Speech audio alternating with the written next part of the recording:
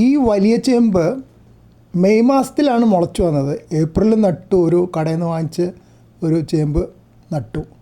ഇതിപ്പോൾ അതിന് ചെറിയൊരു മുള പൊട്ടിയ പോലെ കാണുന്നുണ്ട്. ഒരു ചെറിയൊരു മുള വരുന്നുണ്ട്. ഒന്നല്ല അല്ലേ, രണ്ടെണ്ണം ഉണ്ട്. ഞാൻ ഒന്നേ കണ്ടിട്ടുണ്ടായിരുന്നുള്ളൂ. ക്ലിപ്പ് എടുത്തപ്പോഴേ രണ്ടെണ്ണം ഉണ്ടെന്ന് പറഞ്ഞു. അപ്പോൾ ഓരോ കിഴങ്ങുന്നും ഇതാ കണ്ടില്ലേ, രണ്ടാമത്തെ കണ്ടില്ലേ, അപ്പോൾ ഓരോ മുള വരും. അങ്ങനെ അതിൻ്റെ കണക്ക് 6 മുതൽ 8 മാസം വരെയാണ് വിളവെടുപ്പിന് പറയണത്. അപ്പോൾ മെയ് മാസത്തിൽ നട്ടാൽ ഇപ്പോൾ ഏകദേശം ആയി. അപ്പോൾ ഇലകൾ മഞ്ഞ നിറത്തിൽ വന്നിട്ട് പച്ചപ്പ് ഉന്മേഷമൊക്കെ കുറയുമ്പോൾ, ഇലകൾ ഉണങ്ങി തുടങ്ങുമ്പോൾ, തണ്ട് വാടുമ്പോൾ, പുതിയ നാമ്പുകൾ വരാതിരിക്കുമ്പോഴൊക്കെയാണ് വിളവെടുപ്പിന് റെഡിയായി എന്ന് പറയണത്.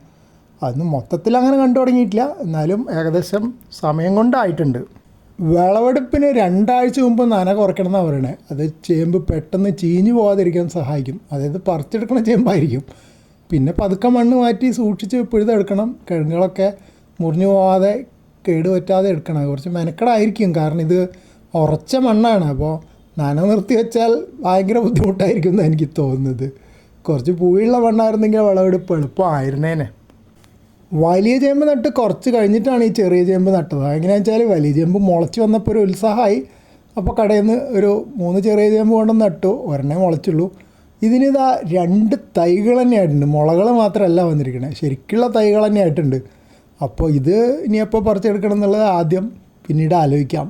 കാരണം ആദ്യത്തേത് എനിക്ക് തോന്നുന്നു ആദ്യം നട്ട വലിയ ചേമ്പ് പറിച്ചെടുത്ത് വെക്കുക, വല്ല കിഴങ്ങുണ്ടോ എന്ന് നോക്കണം. അത് കഴിഞ്ഞിട്ട് വേണം ഇതിൻ്റെ കാര്യം തീരുമാനിക്കാൻ. ഇതിന് വളർച്ച കുറവാണ്.